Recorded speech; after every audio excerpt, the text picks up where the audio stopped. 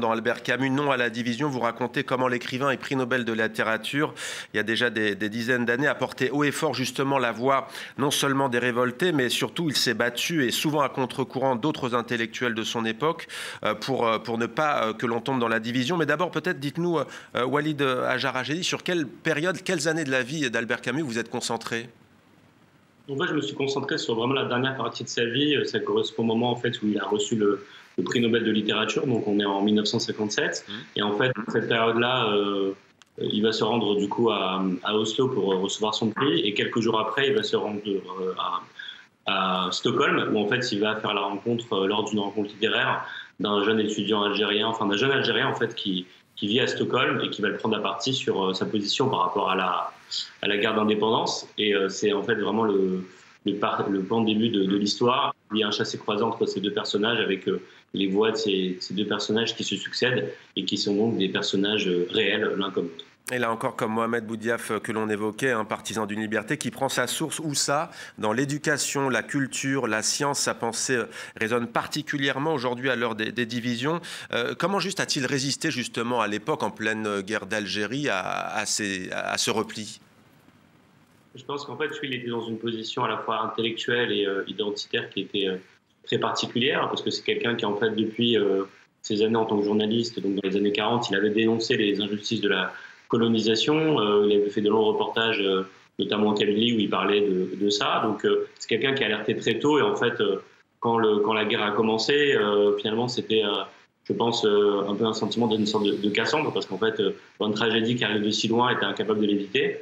Lui, il a essayé effectivement de mettre en place des initiatives comme appel à la trêve civile, pour essayer de concilier, on va dire, les pieds noirs libéraux, c'est-à-dire ceux qui étaient le plus à même de vouloir un changement du statu quo, et puis des musulmans, comme on disait à l'époque, des Algériens, qui auraient pu être moins enclins à une lutte armée, en tout cas, ne pas avoir ça comme unique recours.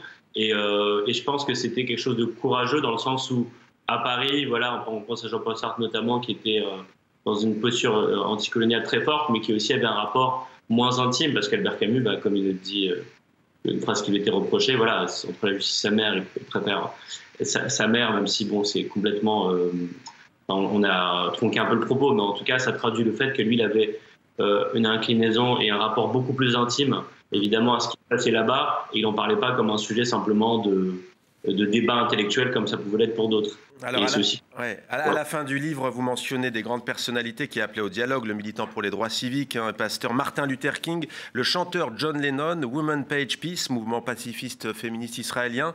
Je vais vous demander dans un instant si c'est évidemment important ou pas de se remémorer ces personnalités. On imagine que oui, mais je me tourne vers vous, Kouki. John Lennon, je cite un chanteur, auteur, compositeur, interprète, tout comme vous.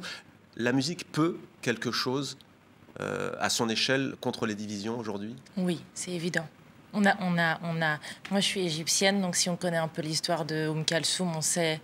Enfin, je compare pas, mais je veux dire, on a des preuves très concrètes d'artistes qui ont eu des rôles très importants dans les guerres, dans la compréhension de conflits. Et c'est très concret, parce qu'en fait, avec la musique, on rentre dans les cœurs, on rentre dans les foyers. Ouais. Donc c'est quelque chose de très intime, c'est pas quelque chose qui vient d'en haut. Et de puissant, du coup. Très puissant. Moi, j'y crois. Albert Camus, une évocation pour vous Vous me prenez à court. Je ne sais pas. Ouais. C'est vrai que son image est liée intimement à l'Algérie, mais sur son rôle de rassembleur. Oui, je ne sais pas s'il est rassembleur. C'est une image un petit peu contestée par rapport à sa position par rapport à l'Algérie. Mais je ne sais pas quoi dire. Il va vous répondre alors, Walid Ajarachedi. Vous avez tenu compte de cette dimension. Il y a notamment Meursault, contre-enquête de Kamel Daoud. Une réaction peut-être? Non, effectivement, je pense que c'est un personnage qui suscite des réactions assez diverses. C'est ce que j'essaie de montrer dans le livre, justement, ces oscillations, ces hésitations. Et en fait, je pense qu'il avait des formes de contradiction, et que d'un côté, en fait, il avait milité effectivement pour une lutte contre les injustices de la colonisation, mais à la fois, il était effectivement pas très clair sur ses positions par rapport à l'indépendance. Et je pense que très clairement, là-dessus, c'est incontestable. Et c'est pour ça que pour moi, c'était important d'avoir une deuxième voix dans le roman, qui est celle de Saïd, qui exprime effectivement cette volonté, voilà, du peuple algérien à ce moment-là et avec une forme de distance. Après, voilà, je pense que pour Albert Camus, il faut aussi se dire que c'est quelqu'un qui a su évoluer sur ses positions. Il est mort en 1960 d'un accident de voiture, donc 2 ans avant l'indépendance.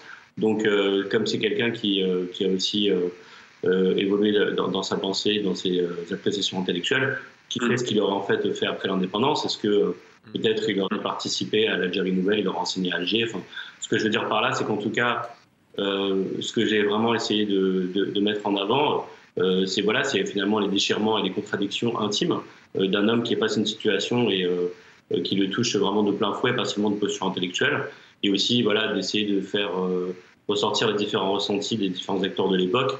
Et l'idée, c'était de faire ni un roman apologique sur Albert Camus, ni tomber dans les coteries décoloniales en mode, juste une sorte de pied noir qui serait complètement hors sol. Et outre, on avance, Walid Rachedi, outre ce livre, vous avez aussi une autre actualité et dont on va parler, c'est Friction, où l'on trouve notamment des podcasts. L'un d'entre eux s'appelle Nos enfants après nous, 3 épisodes, mini-série réalisée par Laura Taouchanoff. Et il y a notamment Charlie, qui est français d'origine indienne. Il est aujourd'hui installé au Japon. Il s'est confié à vous. On écoute avant de vous reprendre juste après. Comment je pourrais lui transmettre cette notion d'être français, d'identité, comment se sentir à l'aise en fait dans le monde dans lequel on vit, quel que soit le pays, que ce soit au Japon ou en France. Parce que moi, lorsque j'étais plus jeune, quand j'étais en France, je n'étais pas forcément perçu comme étant un Français. C'est pareil, lorsque je suis en Inde, on ne me voit pas comme un Indien, on me voit comme un Indien vivant à l'étranger. Et j'avais le sentiment d'être un étranger partout, en fait.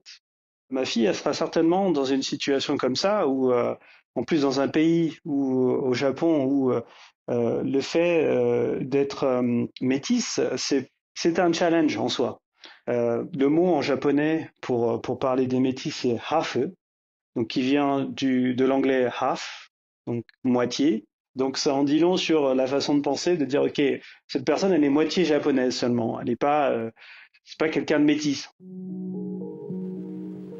Et Walid Rachedi, c'est intéressant l'exemple de ce père de famille parce qu'en fait ça décentre un peu notre regard, notamment à travers la perception justement d'une autre appartenance quand on vit par exemple au Japon.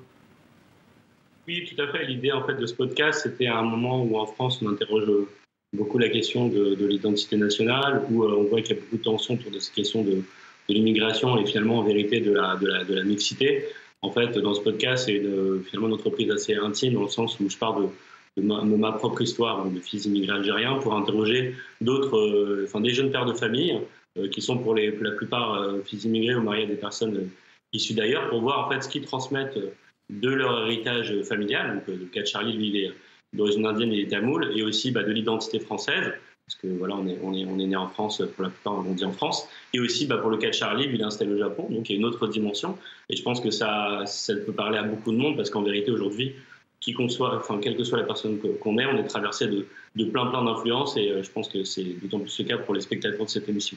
Alors une dernière question, évidemment, difficile de ne pas vous la poser, puisque d'ailleurs votre résidence à la Villa Albertine vous accueille pour aborder notamment la question des États-Unis. Que reste-t-il du rêve américain ?